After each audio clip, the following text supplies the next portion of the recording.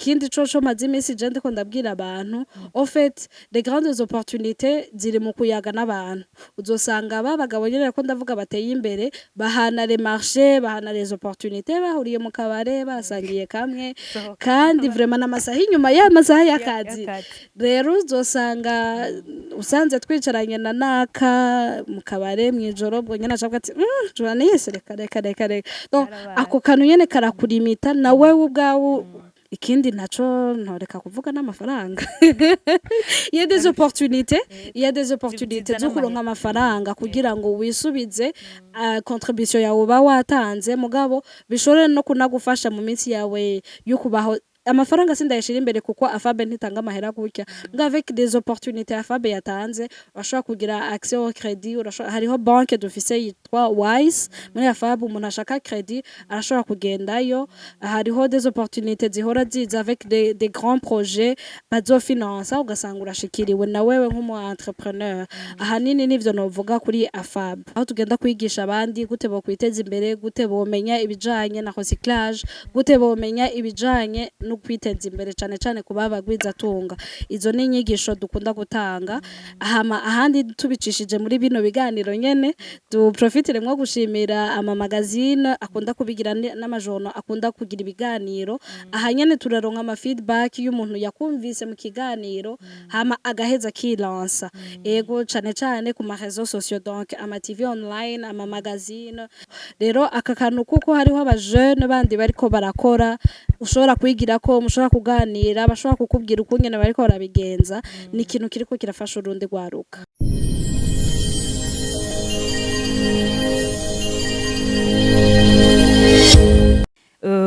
mugwiza tunga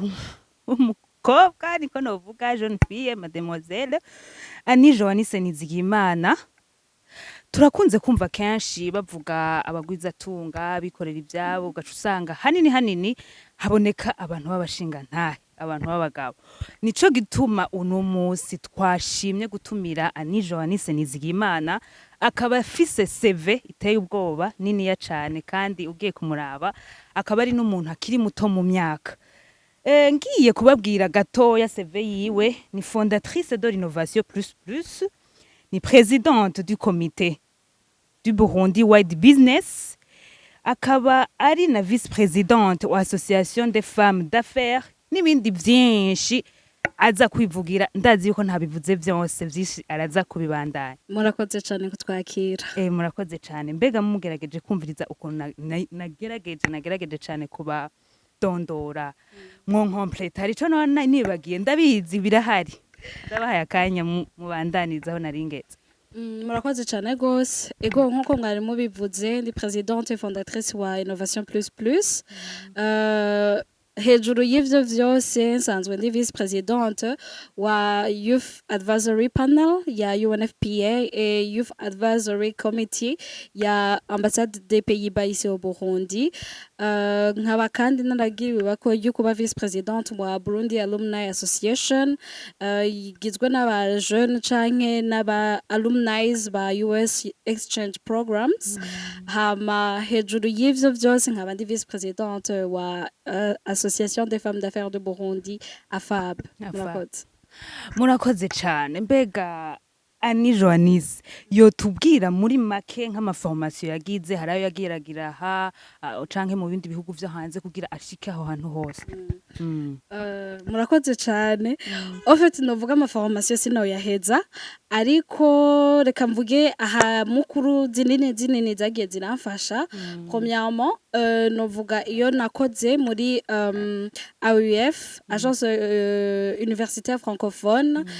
bari kumwe na Adisco BBN baradufashije na Aforge baradufashije kugira ngo shobore kuransa mon entreprise Innovation Plus hariho ama formation novuga nagiye ndaronka cyane biciye muri AFAB kuzijanye na commerce transfrontalier kuzijanye na qualité kuzijanye na gestion financière comptabilité fiscalité aho no kugira ngo ngerageze Ncamake, kuzigabanya ko. mu ncamake ya aussi ama formation sur le leadership nagiye kuronka muri yali ya indi nako ndavuga ya US exchange programs hamwe nizo nagenda ronka muri Bujahab hamwe na BBN n'izindi nagenda ronka mu bihugu twagiye turavisita Ego. murakoze. mbega mu bijanye n'amashuri hoho Ani Joannise parcours yiwe imeze gute?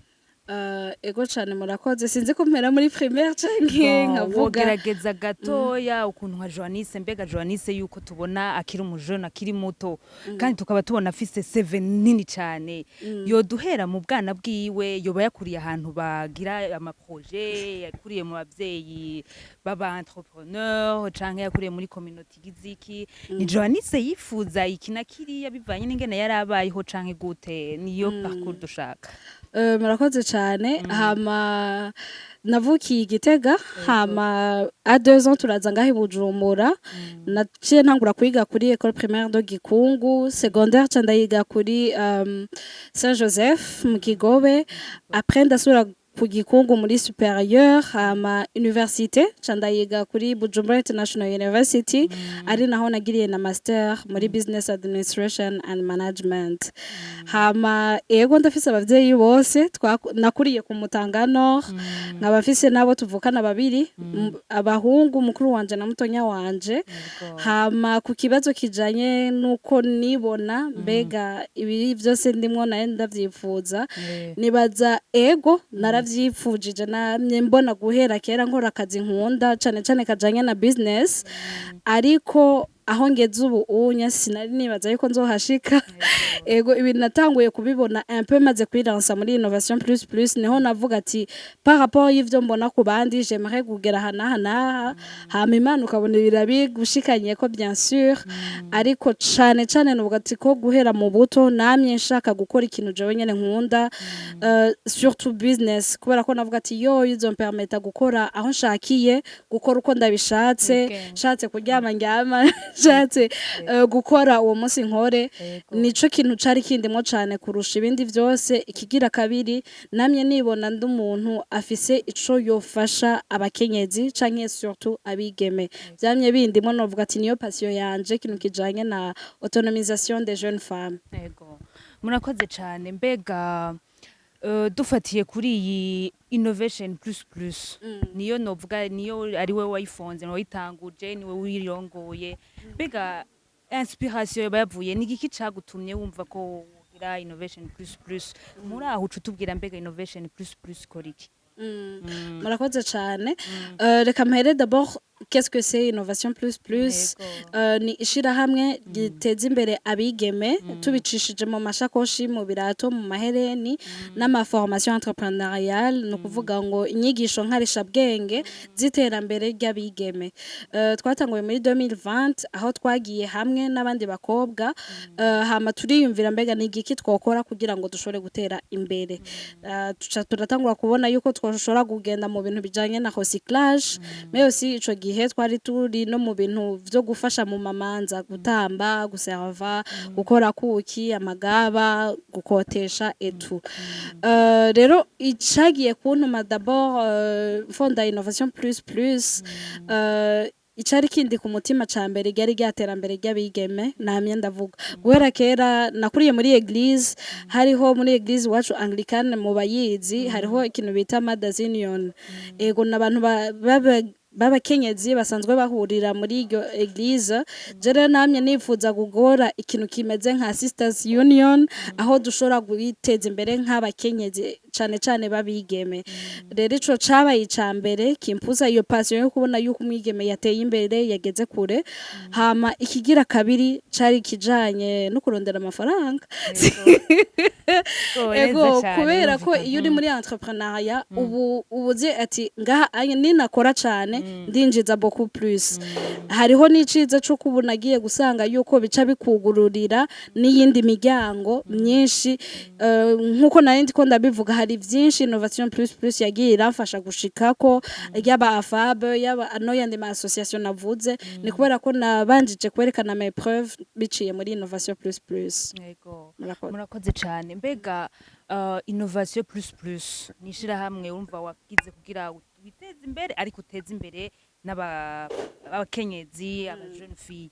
mbega muri iryo shira hamwe tuvuge ko atagitsina gabo kirimo n'abakenyezi gusa ego cyane n'abakenyezi gusa bagize innovation plus bari entre l'âge de 18 à 30 ans hama kandi nogenda mvugiramwo ce sont les jeunes femmes kuko murumva ko imyaka ari muri iyo nyene tranche d'âge ariko harimo n'abari mariés ego nabo nyene baba bavyemerewe bakiri muri tranche d'âge ya jeunesse n'aba jeune femme ego mbega muri ko murakora ibintu byo kwiteza imbere imigambi canke iki urumva ko mumaze kugira amaformation mu Burundi no mu bindi bihugu mbega ku bwawewe mu Burundi no mu bindi bihugu biroroshe gutera ni hehe vyoroshe gutera imbere gukorera imigambi bon ngerageje kuraba aho nagiye ndaca nagiye gusanga abandi ba jeune tungana canke abansumba gatonya barateye imbere kubera ko ibihugu vyabo bibafavoriza kugira ngo bashobore gushika aho hantu non seulement amahera yabo afise agaciro mugabo mu bindi bihugu baraterana intege cane baratezanya imbere mu gushoreranira niki ariko sinovuga yuko no mu Burundi bidakunda birashoboka après je suis là birashoboka cane gose tugira n'Imana ubu igihugu cacu carazanye ama programme menshi ashobora gufacilita kugira ngo abajene batere imbere amwe ndamaze kuya profita yandi sindaya profita ariko ndabona yuko mu Burundi turiko turashika ahantu umujene ashobora gutera imbere vyoroshe iyo akora cyane bien sûr kama na cane akiyigisha ibibereye n'ivyo bikwiriye gukorwa ama stratégie surtout kugira ngo ashobore gutera imbere dufatiye kubigeme canke abapfasoni bariho nkuko bivuze murakora mbeko beki mutagaragara cyane nk'imigambi y'abantu babashe abagabo surtout ko niyo bavuza abagwiza tunga twumva igitsina gabo kenshi aribo baseruka tuvuze nk'akarorero umukuru w'igihugu yarigeze kujana n'abagwiza tunga muri Amerika kugira bahure n'abandi innovation bariko barakora kwikata mukenyezi yararimo kandi tuzi ko muri ko murakora haburi iki kugira mugaragare namwe mu bikorwa tubabone tuvuga ati bari abagwiza tunga b'abakenyezi kandi niyo hamagaye abagwiza tunga tubona abakenyezi wibuze ko rikubera imigambi yanyu ntigaragara ngo tubibone nyene ego bon nibaza ko ikintu ca mbere gihari nicuko abagabo guhera kera bari abantu bakora kandi abagabo hariho novuga ati bakwe bagiriwe n'Imana kubera ko bobo baratera imbere vyoroshe nabantu basanzwe bafise cane accès aux terres amaterre ashobora kubabera nka fond de garantie canke nka hypothèque mu gusaba amadeni abagabo kandi ni nabantu bashobora kurya umutima amenyo bagafata amadeni manini kugira ngo bashikane kure imigambi yabo ikintu abakenyezi rimwe na rimwe tudafise nabo usanga bafata amadeni ntusanga ari amadeni manini cyane gose abara amadeni mato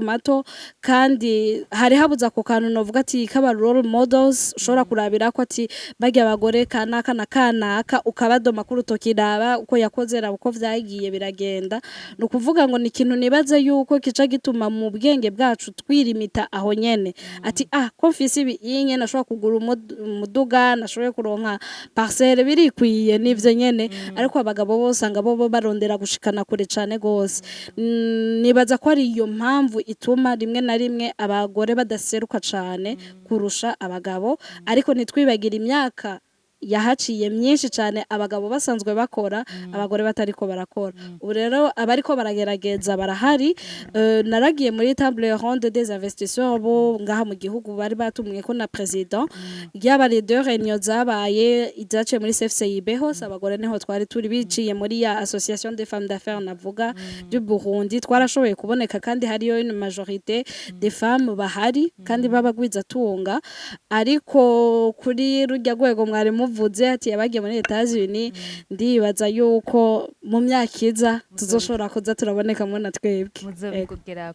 mbega iyo muriko murakora surtout nka mwebwe Joannise muri mu bintu vyinshi mbega ivyo bintu vyose mubimanaginga gute kandi nibaza ko ari nk'akantu woba wisangije canke ubimenyereye kubera ko baragutora kuba presidente hari ahandi uba presidente ibintu nk'ivyo ubimanaginga gute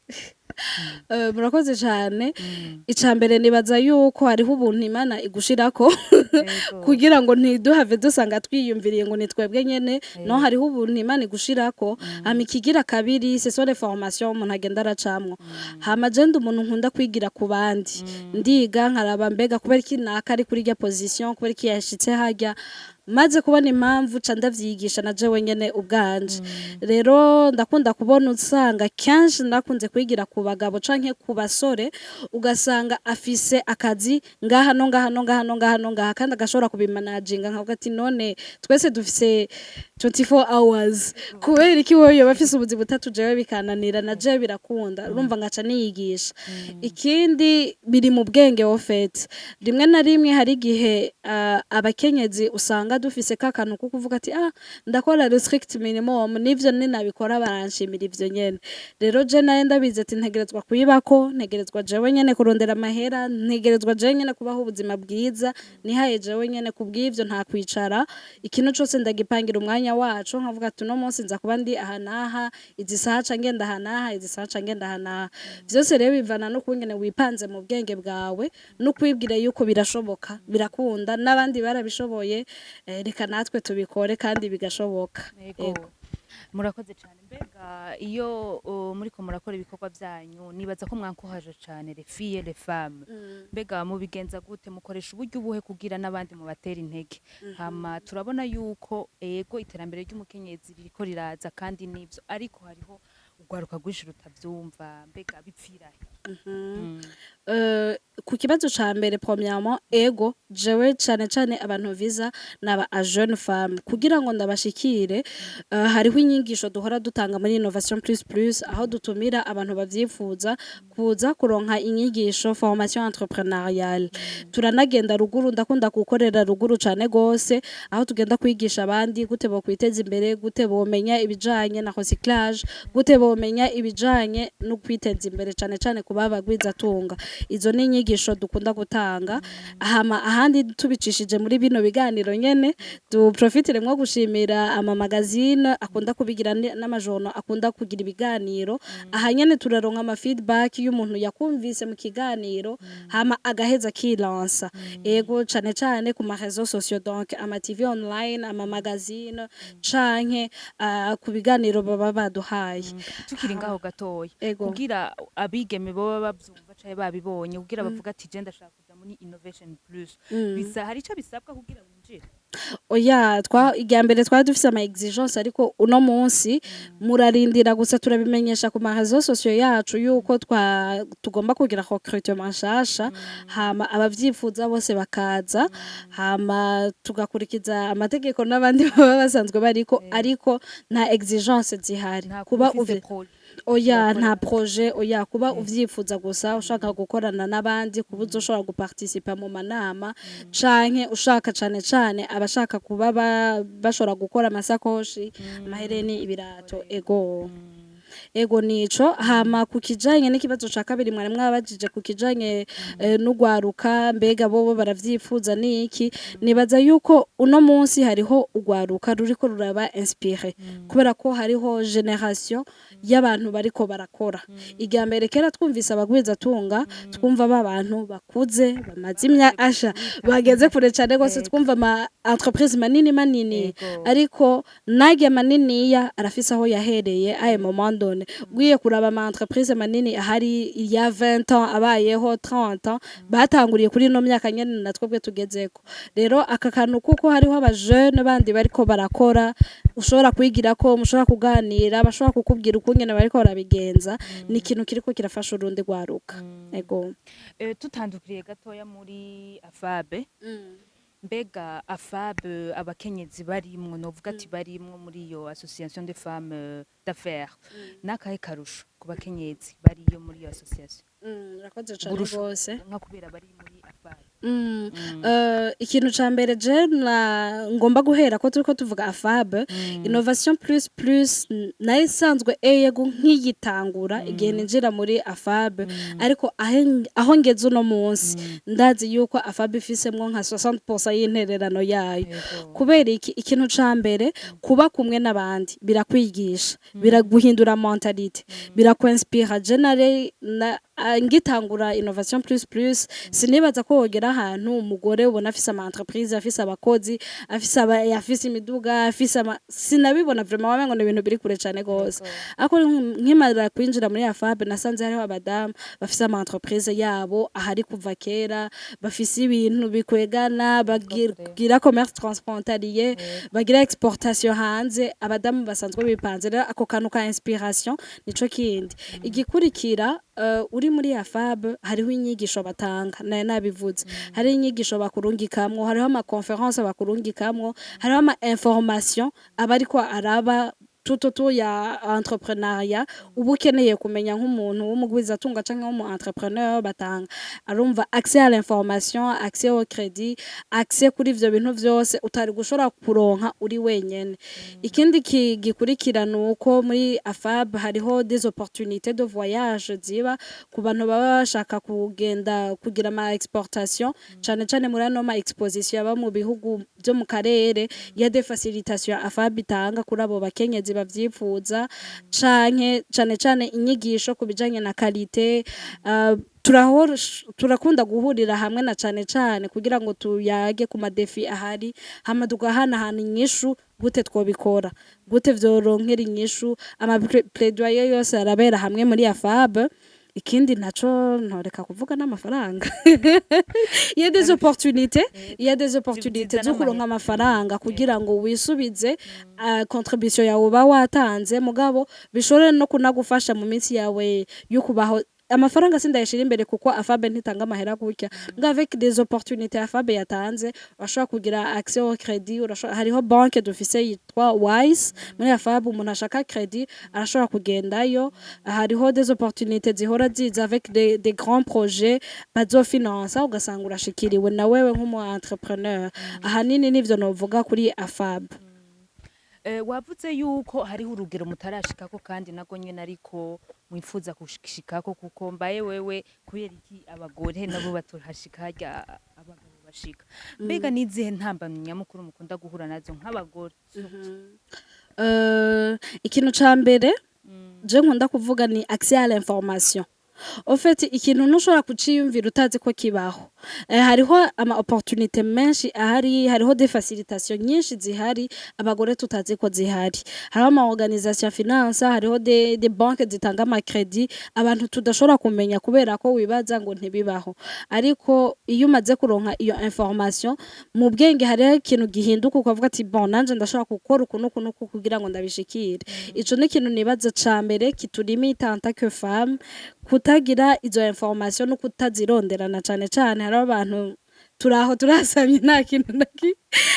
na kimwe dushaka kumenya kurondera umva ico ni ikintu kidusubiza inyuma par rapport aux hommes ikindi kigira kabiri abakenyezi turatinya gukorana n'abandi bantu abagabo uzosanga ari abantu bavuga ati bon reka tuje hamwe dukore microfinance hama tuze turahanahana amadeni manini angana gutya aya abakenyezi ugasanga ni ikintu mengo kugenda gusaba ideni bene data na jewe ndimo ndagitinye cyane umengo ni ikintu kiri kure cyane gose ikindi gikurikira ni accès au financement mu bisanzwe ntitukiri muri financement ngo dushaka amahera batugabira mugabo kuronka uburyo bwo kugira uburyo bwo kugira ngo shobore kugira une entreprise nini yashobora kugira ama machine menshi ashobora guproduza vyinshi hama ndonka amafaranga yo kurondera ibintu byose bikenewe kugira ngo exportation hama ndonka amafaranga yo kugira logistique ijanye na exportation njane ku exporta ngarukane mu gihugu ama devise au fait iyo izo financement kubona tutazifise ni ikintu kidusubiza inyuma par rapport aux hommes ni ikintu rero gishobora kutwafecta ugasanga n'uwafise icakora akora bikenya kubera ko nibwo burya afise nibwo buryo ashoboye gushikira aho rero novuga ati n'umuntu yari y'umutima amenye akavuga ati je udufaranga twose ndose reka ndadushiremo ego ikindi ca nyuma novuga ni uku kungene uzosanga kenshi abadamu twebwe nyene turirimita namye ndabivuga ati kubona tudafise amamodeli y'abagore bateye imbere cane cane cane gose akaba uwa mbere kurya nyene tuvuga ati naka na naka sindi ntago bavuga ugasanga muga nta mugore ahari usanga umengo ni ivy'abagabo ni ivyakure twebwe nyene ugaca usanga uririmita kenshi novuga ati na la société hariho pression ya la société kubwira uri umugore Krista kweri kuguma uruha vraiment tukubona kwizuba ngaho onye icara tekana tekereza genda wubake hageze ko wubaka nani usanga nivyo nyene muga nige ko uzosanga umuntu ariko arakubwira kubera iki none utari kurarondera amafaranga agira ukuntu donc ako kantu iyo pression sociale uko kwirimita kwa abakenyezi nyene nibindi bishobora kuba bidusubiza inyuma par rapport y'abagabo yego wavuze uko nyene uri kurambwira ati birakurimita surtout mu bintu by'ikibano tuje kuri ico cikibano wavuze yuko mukorana na les jeunes filles ariko n'abakenyezi bari marié murakorana mbega ibyo bintu byo gukora ibintu by'iwanyu uriruka na hariya ntaco vyonona mu kibano surtout mu mahorasyo abagore canke ikibano abubatse surtout nta ngaruka bibazanye bon ivyo oyo bisanzwe bihari kubera ko hari ukungene culture burundaise isanzwe imeze umengo umugore niwo kugenda kubaka kwicara muhira kurera abana etu rero ni gake uzosanga bakwemera gutaha ijoro umva naje n'abavyeyi banje n'abantu banshigikira cane gose ariko hageze mwijoro barambaza mbega uri hehe ni gake uzosanga nk'abantu bari mariye afa kwiyumvira ngo je ngira afate voyage umva banza guteguza ati hewe mu mezi abiri ari imbere arasaba uruhusha kandi c'est vrai ndi kumwe n'abakenyezi mbona yuko barashobora kugenda mugabo ndabizi yuko babanza gusigura ibintu birebire rero ako kantu n'akantu gashobora kuba katwafekta cane cane kanadusubiza inyuma par rapport yabo turi kumwe ndabizi ko benshi muri bo hariho no ukubwira ati hewe ntibiza gukunda umwana yagwaye ntibiza gukunda hari ibinibi mugabo akavuga ati none umugabo nawe gute niyo baramura ariko ntivyumvi umva ntibijamwe mu bwenge yuko umugabo yosigarana umwana umugore nawe akagenda muri voyage canke yuko twotaha ijoro ikindi coco maze imisi je ndiko ndabwira abantu en fait les grandes opportunités ziri mu kuyaga n'abantu uzosanga babagabo nyene ko ndavuga bateye imbere bahana les marchés bahana les opportunités bahuriye mu kabare basangiye kamwe kandi vraiment n'amasaha inyuma y'amasaha y'akazi rero uzosanga usanze twicaranye na naka mu kabare mwijoro bwo nyene acabwa ati jurane yese reka donc ako kantu nyene karakurimita nawe ubwawe hariho nk'ahantu na jenda biti ko ntogenda ndinze ngenda tugenda tujanye turi mu kigwi ni aniyama marché ndiko ndabura niyama opportunité ndiko ndabura ni vyiyumviro vy'ukunteza imbere ndiko ndabura kubera ko ikibano gifise ukunyene camaze gukarifya ibintu oye hamwe n'ibindi mwebwe muri mu barongoye ama association kandi muramaze kuba muri mu bakurira abandi mumaze kubona izo ntambamye ni gute mu motive abandi boba bakibona yuko ati iki na kiriya contangira combera barrière mwebwe kubera mumaze kumenya ingene mu managinga mu kumubera karura abandi ni gute mu bamotiva abakarengera ivyo byose biza kuba cintege kugira mugume musensibiliza kwa kuntu ko kwiteza imbere ku bakenyezi urakoze cyane premièrement ikintu ca mbere muri iyo sensibilisation c'est être l'exemple jende umuntu sintinya gufata voyage ngo kubera ko ngo ikibano kiza kuvuga ikineke ndabizi baravuga cyane gose mugabo ndabirengera kuko nzi ko ivyo ndiko ndakora ari ukuri kandi n'ibintu bizoza kungaburira hata wundi muntu azoza kungaburira hama ikindi kigira kabiri à part être l'exemple no gusensibiliza nyene kubibwira abandi bantu kuganira n'abantu kabatahuza ati burya anye iyo umuntu afashe voyage cyangwa umuntu ariko araganira nabajya abantu umuntu ariko araganira uyu no nka kurya usanga twicaranye n'abagenzi banje tuko tuvugana affaire tuko tuvugana ivyoteza imbere abandi hama gukora ibintu mukuri bikagaragara vyo kure ati samajambo gusa guslayinga gusa no